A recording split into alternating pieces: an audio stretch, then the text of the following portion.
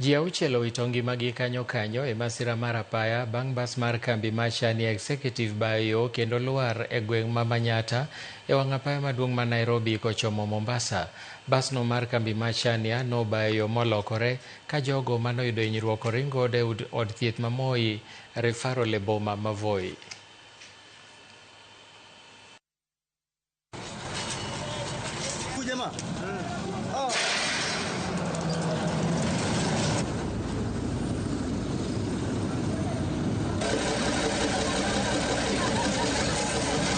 Hii barabara yenyewe ni mbovu hapa. Inataka kuanziwa bumps kuanzia pale chini mpaka muhadi kwa kina Welawela. Unaona? Hiyo bumps ndio itaokoa hiyo ajali ziko hapa kwa saa hii. Lakini ukisema eti tunaangalia mambo mengine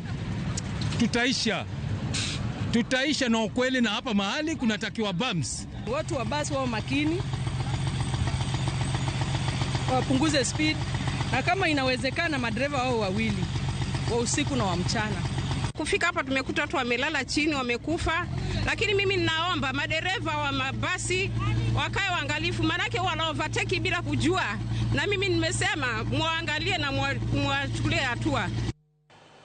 Ruoth Goro mar riwruok mar jodonglo e Kenya mangima Abel Ombur ong'ielo rengo. Mary Oyangi kod familia mare. Familia mare kotelne kod wuode Pastor Eric Abel oyango ni Ombur ne owito ngimane kar saa 9 mar otieno mane piny oruodo kawuono e kar thieth ma St. Joseph Ombo Mission kama osebedo koyude thieth. Familia mare wacho ni tho mar Ruoth Goro no en lal maduong' ne familia no kod oganda Luo duto.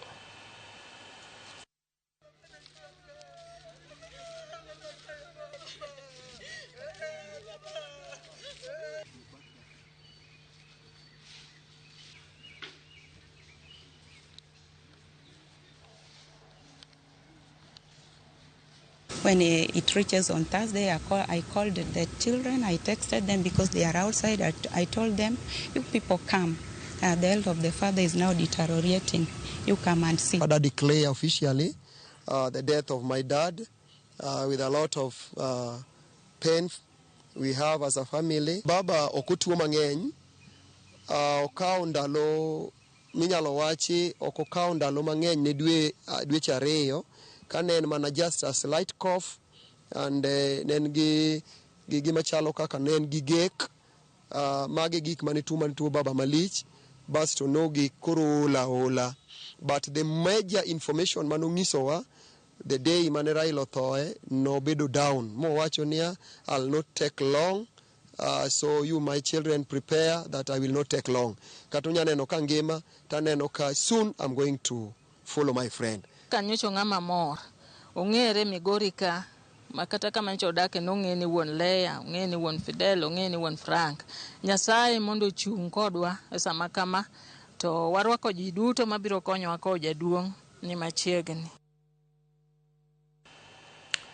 Ringre jo Kenya auchiel kama oting'o jaod bura ma Emuru Wadikir Johana Ng'eno ilamo negi e skul primar ma Emuru Wadikir e kaunti ma Narok.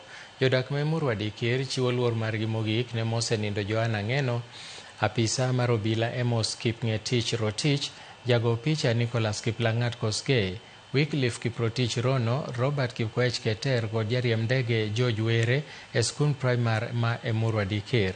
Alam ne ringrego timore motelo ne nyasi mar kopo mogik mabiro timore tich abich kod ngeso. Kachiel mago eko e nyasi kata picha madhi nyimego kama itime alam mar ringre ne itimone ringre jogo manowito ngimagi e masira mande kalapapla, kama gogin nyamburko madhi kama itime alam onogono ka gorogi e thuolo nieri. Jotelo mopogore opogore mag sirikal osechopo kanyo, kendo lipot mwayudo en ni jatend piny William Ruto bende biro chopo e nyasi mar kopo mogik mar jaod bura Ng'eno kaachiel gi ji mamoko manowito ngimagi.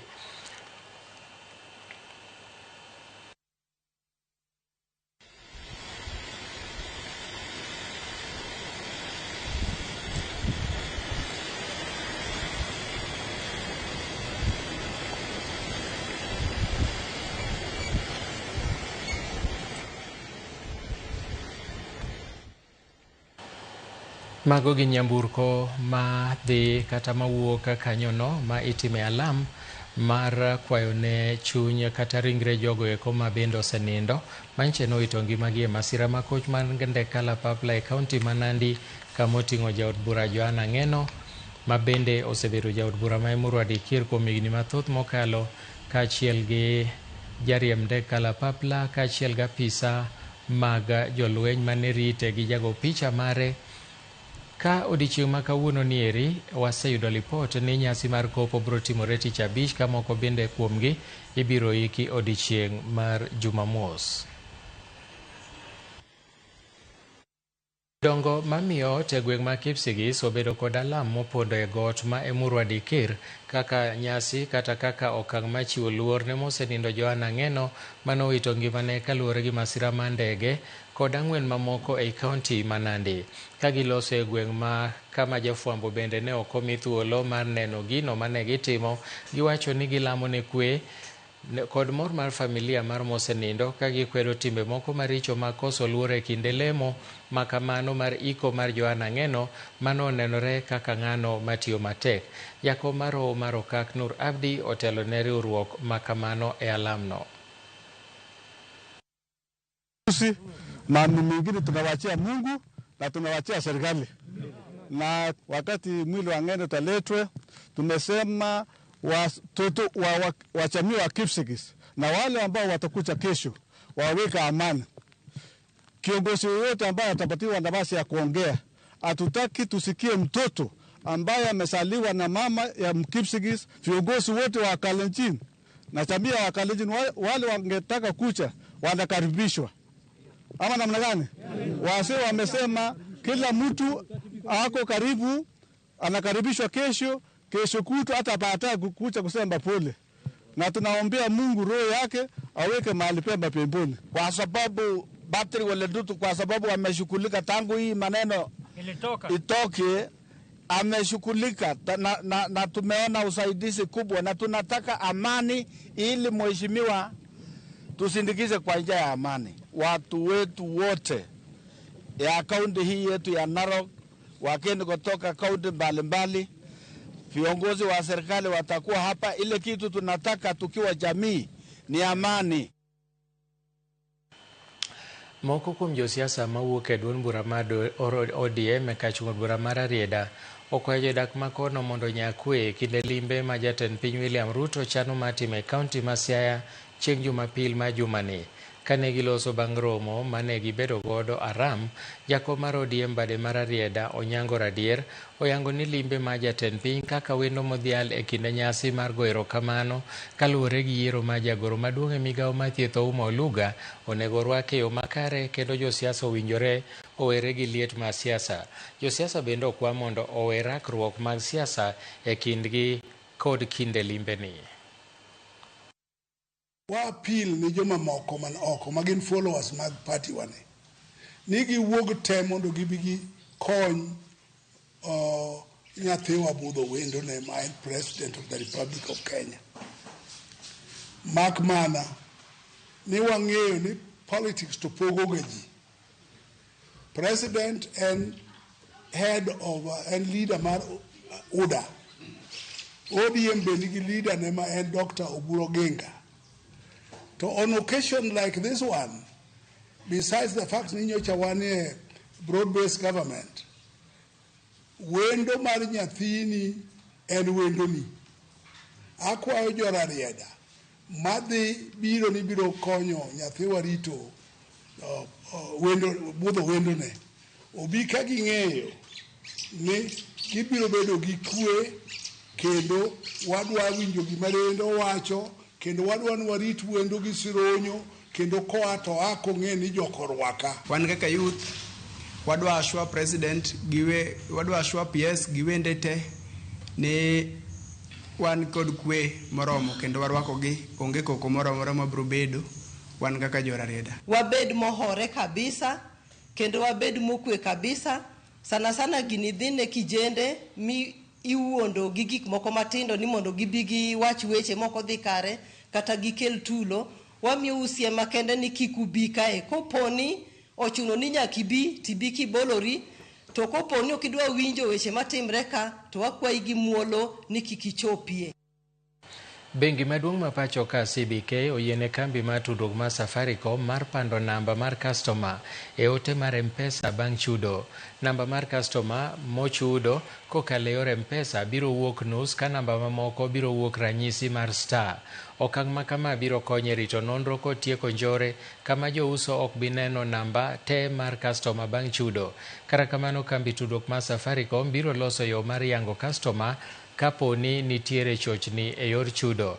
Bengi maduong' ma pacho ka ogolo chik ne Safaricom mondo chiw tiegruok kata public participation ne jopiny kapo giketo wachno e tim.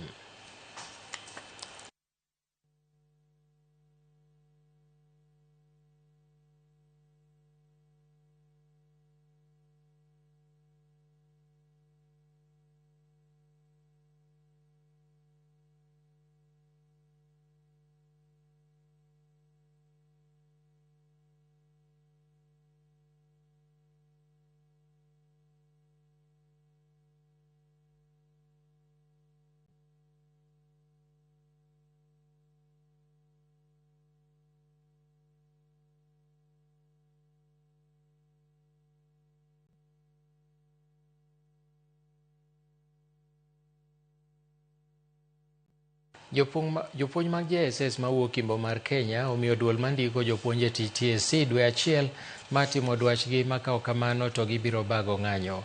Ka giluse skundi yawuoyi ma St. Luke's Kimilili kotelnegi kod jagoro mar Kupet Babu Ngoma Agustin Loketelo, jopuonjgo mawuok e kaunti ma Vihiga, Kakamega gi Trans Nzoia owacho ni gisebedo kod midhiero ma ok ginyal chiwo puonj e yo makare nikech duol ma TSC ok dwa ndikogi e yo mongirore ma koro weyogi kod ng'anyo kaka thuolo modong'. Wanataka kutumaliza. We are coming. Shall we are coming. And the minister we are coming. Yes. We are demanding our things to be achieved. Ensure the JSS teachers are supported fully. In mambo ya autonomy, as my brothers and sisters have said, its time has come whereby it will never be resisted. Last my year achieved. The greatest threat to the implementation of CBE is domiciling JSS in primary. Because even our children do not know where they are supposed to be. Yes. Then when it comes to KSF, they are taken to join the secondary schools. When it comes to sports, they are taken to join primary schools. You are bringing confusion in the Ministry of Education. And you want to say that the PS, the CS must rise and say the time is now for teachers of JSS to be independent. We are not sure where we stand because we are placed in primary schools. And so we want TSC to give a direct outline to align us with post-primary CPG because we are post-primary teachers. You are not allowed to have teachers on internship. We are asking you with a lot of humility that can you convert our teachers to permanent and pensionable? Miyo moro manotwe jela yo Embu kuom thuolo mar higni 25 owe thuolo, kata kamano en kod lit bang' anyuola mare kwede bang' duogo pacho. Agnes Ngeti mawuok e kar dak ma Machanga Mbere ne otwe higa mar 2000 ka en jahigni 31. Apisa mar kar twech ma Embu okoni kamoro anyuolano kwedo Agnes kaluwore ni ne en kod dang'ni mar paro kaachiel bende gi gino mane otimo manomiyo tweye, kata kamano okoni ber ka anyuola ne orwake bang' tieko twech mare. Apisa ni okoni kum ma twech rieyo ji mathoth kendo bang' wuok e twech owinjore rwakgi kendo migi tije manyalo gero ngimagi kendo keto negi chiemo e mesa.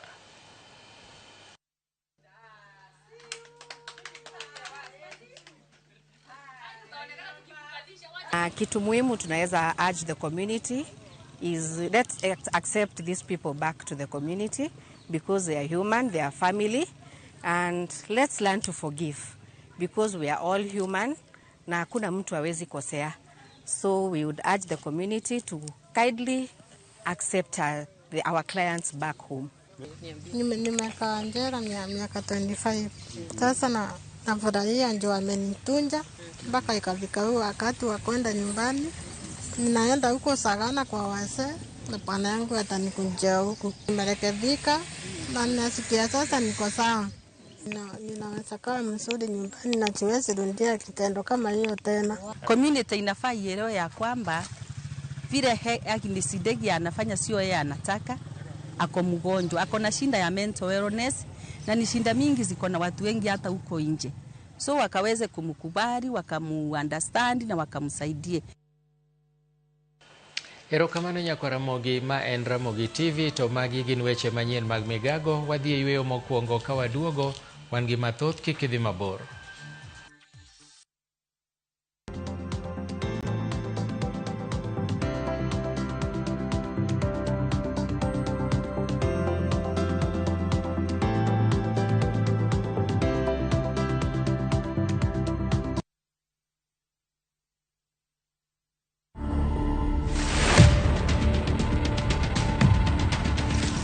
So mimi niliweza kupitia juu ya maiti hadi nikafika finishing point yangu. Nikachukua simu yangu faster na nikatuma record, nikatumia my wife record. Nikamwambia in case muone si uko online, msinitafute, mkuwe tayari mimi nimekufa, na nikisha kufa mwili yangu haitairudishwa Kenya. Watch this story and more. Download the Citizen Digital app or visit www.citizendigital.com and find the Citizen Originals portal. Kenya's #1 app, Citizen Digital.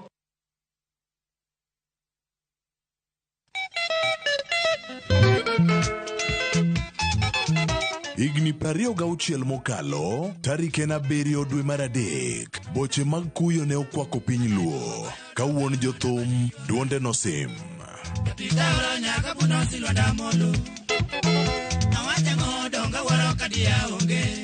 Richard Owino, mong'ere kaka Dr. Kolela Maze, ogwela bad jowaya. Ne ok en jawerawera, ne en jambaka ka redio, kendo japuonj matije pod neno nyaka sani.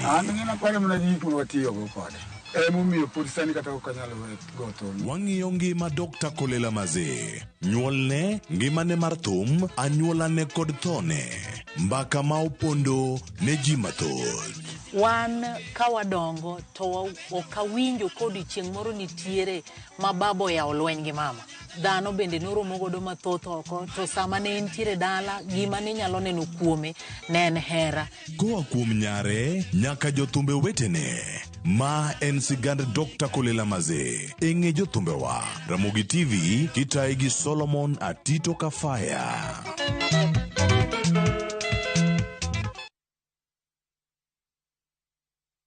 Aya, tunaanza pale bila katikati. Rasmus anaanza, anamtafuta Bruno Fernandes. Bruno Fernandes Kipto. Bruno Fernandes anamtafuta Maino Kipto, kijana kutoka Marakwet. Maino anamtafuta kule, huyu ni Marcus Rashford Kivit anakwenda, Marcus Rashford Kivit anapiga kule, crossing ndani. Anajiita Rasmus Olam Kiptonoi. Ameweza kuiongoza ile timu bao 1-0. Dial *811*404# to get Manu as your skiza tune.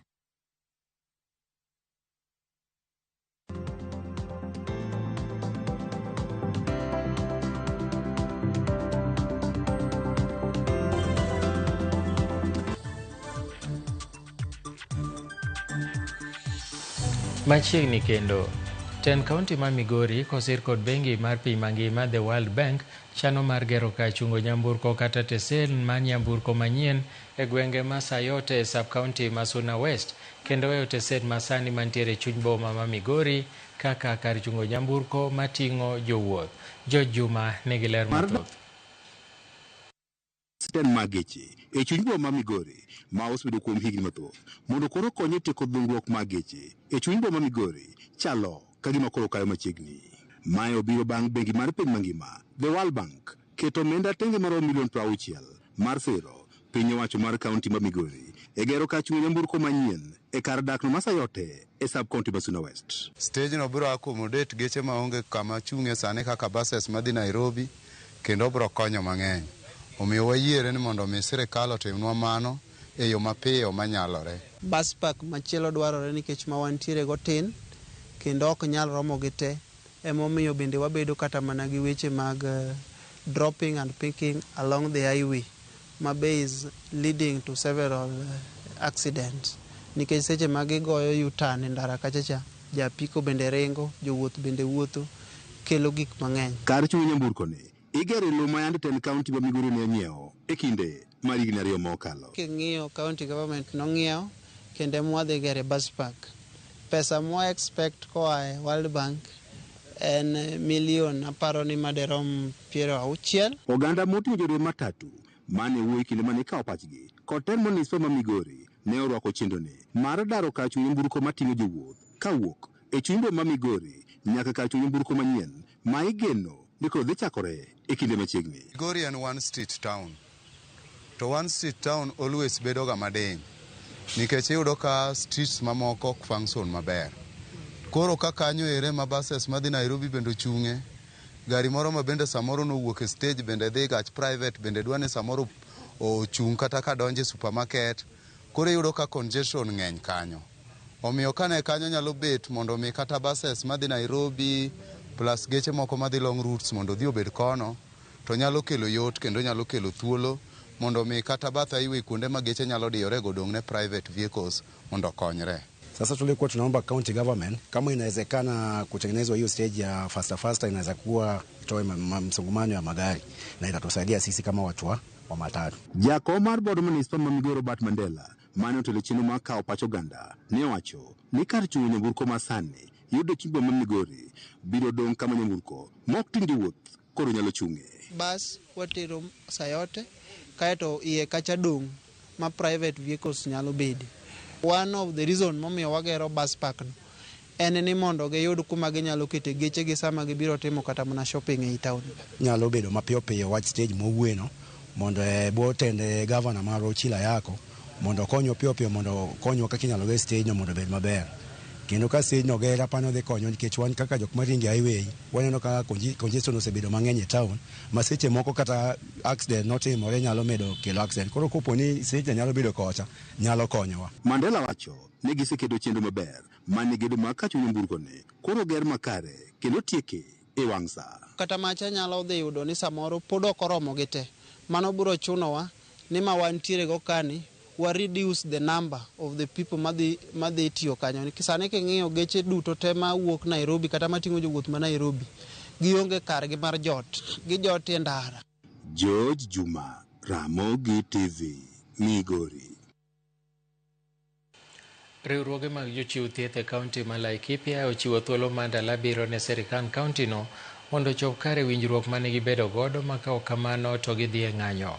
Riwruoge go oting'o mago mag nurses kod nyamrerwa, laktache matie e laboratory, KUSO, KMPDU e kin mamoko ka gidwaro mondo mi omedgi rang'iny mar tich kendo tim kepo ma jochiw thieth manyien ma biro konyogi e tich.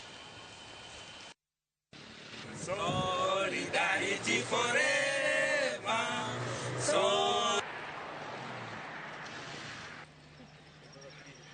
Tunampatia mkataba kutoka leo siku 7 aweze kutimiza yale ahadi ambazo alipatiana na wahudumu.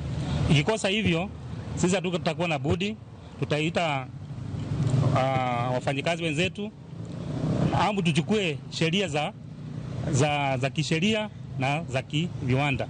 Ikumbukwe ya kwamba kulikuwa na advert yenye ilitoka mwezi wa 5 mwaka uliopita. Ilikuwa iajiri wafanyikazi ambao kwenye huduma ya afya ambao wako contracted. Contracted inamaanisha wako katika makataa ambayo hayalingani na SRC guidelines, hawajaajiriwa kwa PNP, permanent and pensionable basis. Na tulienda on strike kutetea hawa watu. Inasikitisha na inauma sana ya kwamba 10 months down the line hawa watu hawajamaliza kuchukuliwa kazi. Gatuzi la Laikipia miezi 10 kuajiri watu kazi. Imewachukua miezi 10 kwa nini? Bodi ya Public Service Board ndio pekee ambaye inaweza kuemploy. Lakini tunakuta hospitali zinaemploy wafanyakazi ama wafanyakazi katika huduma ya afya ambaye si haifuati sheria ya labor. So sisi kama muungano tunaipinga.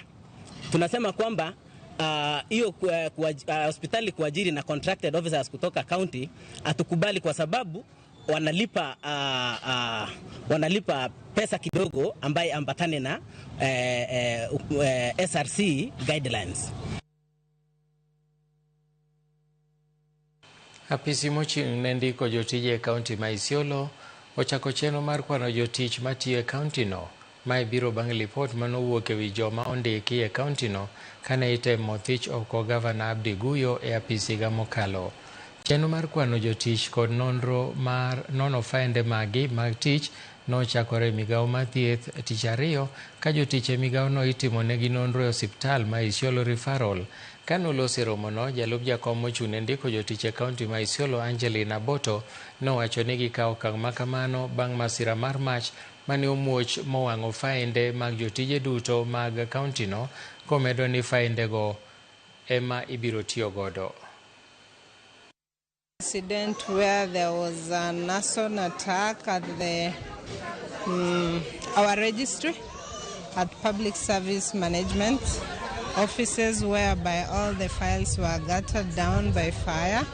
So we could not be able to do anything about any staff in terms of promotion, in terms of designation, in terms of transfer, or any other activity in a personal file of any staff.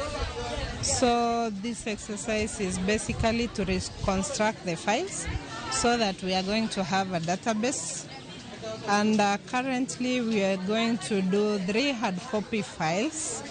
That is, one will remain with the Public Service Board, another one will go to the department, another one will go to the PSM, and we'll also have a soft copy database for each of the staff. Kwa wale ambao hawatafika kwa shida, kwa jambo lolote ambao hawatafika, tutaassume amuja kuwa katika payroll zetu, na kwa hivyo amutaweza kuendelea kuwa kwa payroll.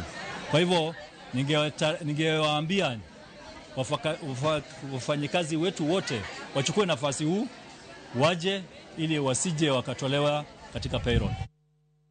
Duol magayo tuke mag opunda kata Gambling Regulatory Authority oyudo director manyien Peter Karimi kowuok kuom Peter Mbugi mosebedo komako lemono e yor kojolo. E kinde nyasi mar kawo telo ayanga apisi, jatend duolno olero ni gidwa chako luwo machiegni kembe mag opunda matiyo ataro mar chik kendo itiyo godo e mayo jopiny omenda e yo ma ok opuodhi.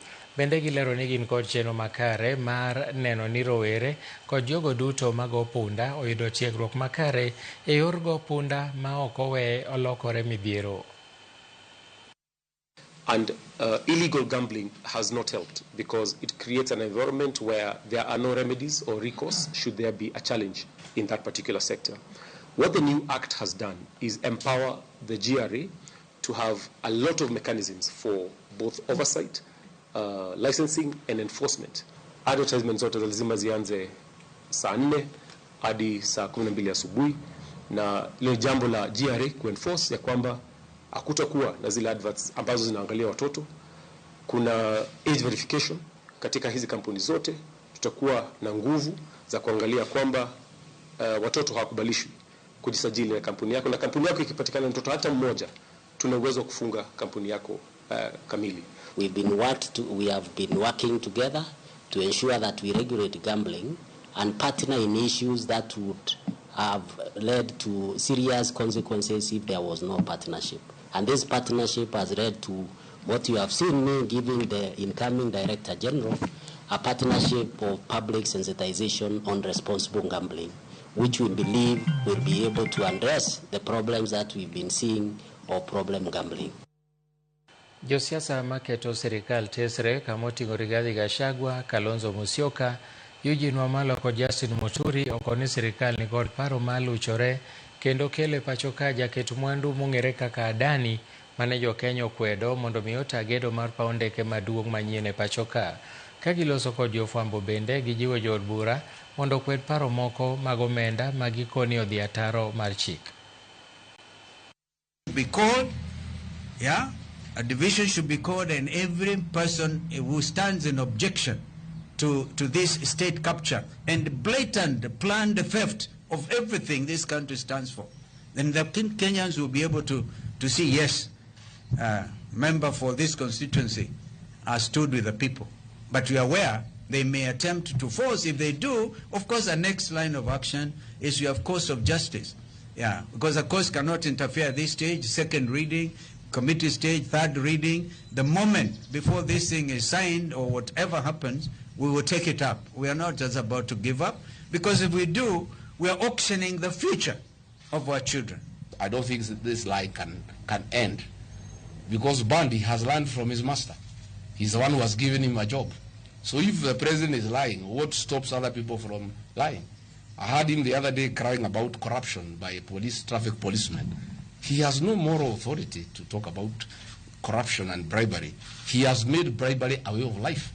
It's the new normal in this country, where he is bribing people on the loans of State House. Already as we speak, we're in court over Safaricom, and we will be going to court on the 12th of March. So we will not just live on hope. We are responsible opposition. We are going to take on this government step by step, blow by blow, and deal with it. Luoro koro medore e gweng' ma Get Wanyaga tok jodak ma kono ochwalo listi ma nyinge jogo motudore go hand kuong' ma ok opuodhi kod nyasore ne jalup County Commissioner ma Thika East Margaret Mwaniki ka gikwayo mondo okas chenro mar kedo gi yedhe ma mero ji mosebedo ka kelo achiedh nade ne familia mathoth. Koloso kod jodak ma kono, jalup County Commissioner ochiwo siem mager n'obila miseyo ni nitiere kod tudruok kod jogo ma uso yedhe ma mero ji kendo kawo asoya, kowacho ni tim makamano ka ok ong'i maber to biro kelo midhiero mager. Bende onyiso jodak mondo ogol lipot ewi obila ma kawo asoya achiel kachiel e apisi mar obila mochung'ne tesend obila kata OCS ka rito go lipot e romo magalamoro. The first agenda, Bwana Mwaniki na Chief na Mr. Gatuma, our first thing, let us handle this situation. Tusaidiane na jamii. Si hapa peke yake, tutaenda na mnifuate, tunaenda baraza nyingine kule Ngoliba. Kama mmemwona mahali na amekosea, enda eleza OCS. I think he will deal with that. Kuliko tunakuja hapa mnasema mkutano sijui askari fulani alienda kwa dawa kwa nini kwa bangi, si ndio? Yeah, we had the issues, take action so that solutions zitapatikana na tuache hiyo problem haitatusaidia, ndio tusaidie the community. Kwa hivyo tushirikiane, tusaidiane maneno ya security vile imesemekana ya kwamba security inaanza na mimi na wewe. Kwa hivyo muwe mnaturipotia hizo cases kama ya mashamba, kama uwezi ona mtu ameua mtu na umejua ni fulani ameua na wewe unakaa na hiyo information, fadhali ukuje utuelezee polepole, tutachukua hatua na hatutasema ni fulani alituambia au tunataka justice ifanyike. Si kweli? Johala e chiro ma Kibuye e boma ma Kisumo ywak ne ng'ikruok mar arita kwe e chirono bang' jogo ma pok oyangi monjo duka achiel kuomgi ma okwalo modhi mag tedo gi mwandu mamoko. Monj ma kama manotimore otieno mar wuok tich kama johalano manomonjino Eric Otieno lero ni jokuoyego notucho kubni mag modhi mathoth kendo kopogore gi kuono ne gipuko modhi mathoth ka koro okwano lal mar Sh48,000 kendo chich ni jonjorego yande no or mondo timne anyali tok pogruok e paro gi tend chirono. Joalago kwedo kanyakla monj makama ka koro gikwayo mondo ketne gi jochiw arita kwe gi tend kaunti ma Kisumo. Ka kelo msigo ka nakelo kubni madongo 50 mar 20 liters, nakelo 10 liters 30 mondo oketna e store. To gona simu ni giminoda ni mwandu mwaketo koja cha wayudo gi kaka gin ka lakini otuchgi wadhi e office county government man malo kacha wawuoyo kodgi gibiro magineno wabedo advance ni wadhi e Kondele police station kaluwore gi chik mar Kenya wadhi to kiwuoyo tibuogi mawan kata samoro wan mwuoyo kani toke kata the bwogwa okwatimore nade okwang'eyo but wan wuoyo gi chir nikech gima notimore kani aparo ni neno evidence nika gigi gin gik mopow ne giwacho ni Ken sijui oyieyo aparo ni gini nyalo neno en gima oyieyo ok nyal pow. Akwayo serikal mondo tem thorough investigation otem thorough investigation kendo wamiyo gi ndalo 7 maka ok wayudo feedback concerning gima notimore, then wan kaka jowala ok wabi juoko. Security gini security mwachulo kendo gichoko siling 10 kuomwa odiochieng' kodiochieng'. Security gi kwalowa, security gi goyowa e chiro ka, to wasebedo kwachwalo gik matimore nwa mbele ka OCS Kondele. Action mosebedi kikawo e weche gi kata chiel onge. Jopur matimo pur gi lony manyasani mawuok e kaunti ma Busia e imbo mar Kenya osingnegi ni koro idhi puodhi kod KEBS. Jopur go eko ma osebedo ka uso keyo magi e pachoka koro dhi yudo thuolo matimo ohala kod pinje maoko. Ojwang' Barcelona miyo ler mathoth. En jip mochiw e kinde ma jonyiewo e chirni orwako chiemo mipidho kitimo gi yore pur marito ngima makare. Mondo okony ngimagi, grube mag jopur moloyo 500 e kaunti ma Busia omi tiegruok e yore mag loso mbolea kod yedhe miketo ne cham e puothe. Keyo margi oyang ni ibiro kuong puodh kod KEBS. Kwa siku ya leo tuko hapa Busia kuweza kufunza wakulima on PGS training. PGS ni third party certification ya organic foods ambazo wakulima wetu hapa Busia wanaweza kukuza vyakula vyao kwa mfumo wa agroekolojia. So kwa siku ya leo tumeweza kuwafunza ili waweze kuunda vikundi vyao, waweze kuwa certified kama PGS farmers, waweze kupata certificate ya kuwawezesha kwenye masoko yao waweze kupata premium markets na premium prices ya vyakula ambavyo waweza kuvikuza hapa Busia. Jopur mane oyudo puonj nitiere kod geno ni puoth mar KEBS biro yao negi thuolo mag ohala gi pinje ma oko ma osebedo ka dwaro puoth. Tumefurahi sana kwa sababu mara nyingi tukienda soko tumekuwa na shida. Unapata ukiwa na ukulima wako ambao ni organic na wale wengine wamelima na ile system ambayo si organic, hatungeweza kutofautisha, lakini kwa sababu ya hivi vieti tutashukuru sana, itaweza kutofautisha kwa soko na tutaweza kupata masoko mengine mengi ambayo yanatafuta ukulima kama huu wetu. Mboga zangu mimi huuza kwa hospitali ya Lupe na university, na tulionelea ni vyema tupande organic kwa sababu haina madhara ya magonjwa. Tunatumia organic kwa mboga zetu zote.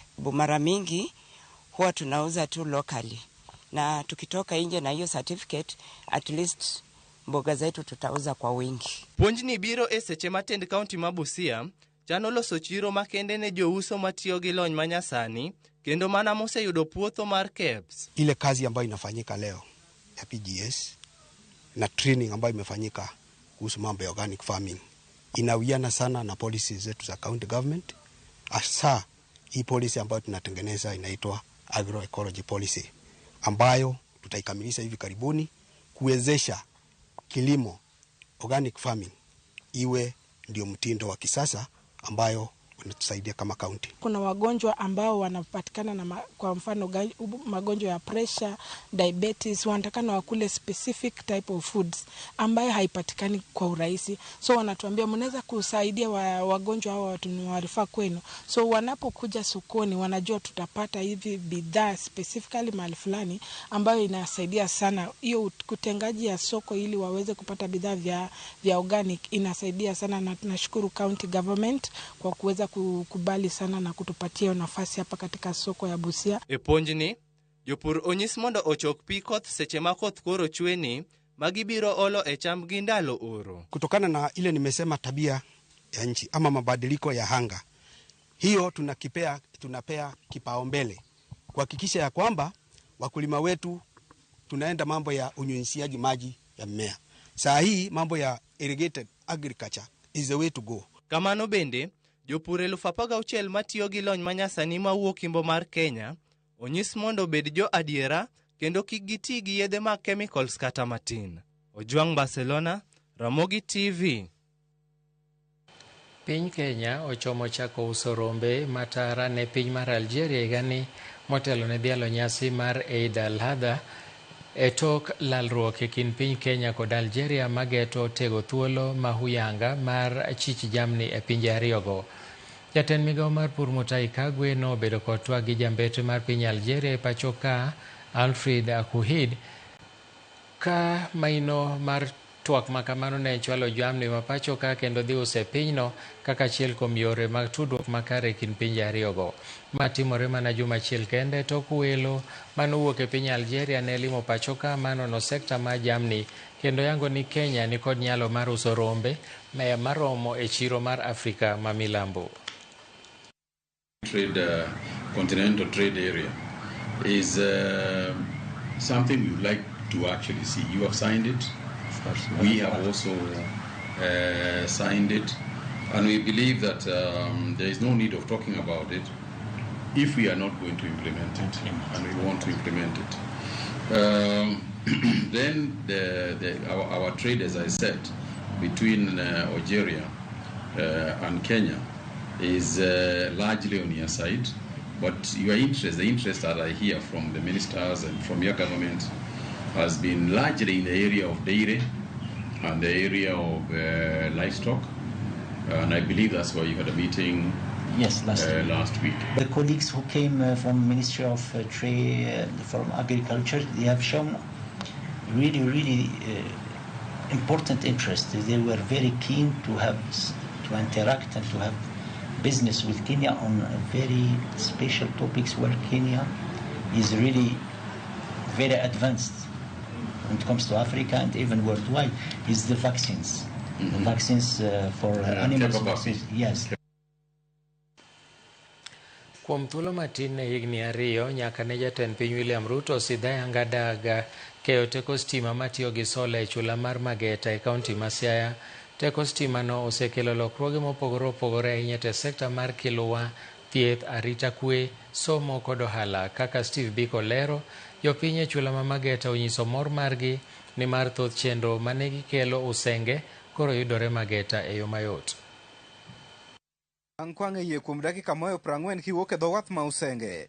Wacho pedho wath ma Mahanga e chula ma Mageta. Kae jolupo nitiere tijgi mapile e kinde ma ja ohala kaka mag duka kod mago mathedho chuma bende tayo tijgi. Kuom higni buora, jodak ma Mageta osebedo ka tiyo gi mauta mar taya kendo giliel kod tach nyangile. Mae biro nikech onge yo matudo chula no kod lo motuo, kendo mondo ichop kae nyaka iti kod yie kata kalapapla. Kata kamano, bang' jatend piny William Ruto sidha yanga teko sitima mar sola ma nengone hew $230,000 tarik 30 dwe mar 8 higa 2024. Lokruok osechako neno e chula ni. Chon betari motiyogo mag nam mag Osram ne watero loka usenge kocha. To tinende gin gik mwachajo ka kendo sasa midwaro gie ma iwuok ni dhi tich tinyalo yudogi ka osechaji gi. Simbewa ne seche moko kane weather rach ne wachecho e yor tabu. Makata seche moko jowa madhi nam, jomoko ata malo mang'eny ne nyalo dhi nam maonge sim nikech mana weche mag chajo sim. To nyaka ne sola bi mal jo World Bank stima ni okonyowa weche mang'eny, kata mana sani sim iyudo ka thoth jonam madhi e nam gi sim, makata ka nitie wach moro marach to tudruok kodgi e yor nam e yor sim yot. Masani kadwa ndiko kata minutes kata kadwa ndiko barua mara mora kadhi office mora mora anyalo type nikech wan gi stima kanodoga type barupe nwadhiga oko usenge. Dag sitima no mayudre puodho mar eka 3 golo teko maromo kilowatts 801.9 ei saa achiel kendo keyo teko e mier mohew 1,400 kod apise 11 moriw nyaka skunde kod od thieth, gino magiwacho ni oseresogi e wuoth marabora mane gidhi e usenge. Kata tuoche mag koyo gi ok donji dendi. Wanyiewo TV nengo mayot, to waneno TV omoro mayot nikech koro pesa mwatiyogo mang'eny cha ok iti gi pesa mang'eny. Tinende nyaka ne sola bi nyithiwa nyalo somo e sama gidwaro. Moko kuom johala matiyo gi sitima kaka jothedh chuma kod mago makano mwandu gi e frij bende opuoyo chenro no ni mar en teko mayudre seche duto maonge lal mar stima. Gais nwagolo mana usenge. Seche moko jochieng' achiel dwa tiyo gais mar $300 ekiti godo maket gik moko mang'ich. But gie sani to koro inyalo chulo kata $50 kata $70. Koro ei Mageta ka asebedo katime kendo dhano kelo tich mondo mi atinegi, kata ka ung'iyo toka kae ma en double door mar one of our colleague mwadago Mageta ka. Od thieth ma Mageta bende koro ni kod fungruok ni mar yedhe kaka mag chanjo koro nyalo budo e frij kendo arita kwe bende oredore Mageta kae. Osiptal wan go malo ka, health center, sola no sekonyo nikech nitie yien mane nyaka bed mane fridge. To bedo ne waonge gi stima kata solar system, solar mane tiyo osiptandno ne ok nyal manage fridges man kanyogo. Ka en kama ji population ng'enye to x-ray no ka inyalo kelno mashin mar x-ray taparo na nyalo bedo kodwa maber mondo mi stima no konywa osiptal. Kwayo margi maduong' en mondo piny owacho chwal teko no nyaka e gwenge mamoko mapok oyudo stima e chula ma Mageta. Sola no konchielo konyowa ma adaher ni mondo wa kadiponi inyalo med yar bade mondo chop kuonde Mageta te tapani ji te dhi winjo maber. Steve Biko, Ramogi TV, chula ma Mageta, Siaya. Nyakaramogi waka oyueyo mar ariyo e chenro mar migago yena mondo asomo te adek kende. Ramogi TV ler e wachwado mana tich ano Lisa machielo bende wacho na winjo weche manyien kantiere Nyapalo Kabondo, an Liz Nyarawasi Boda to Edwin Ochieng'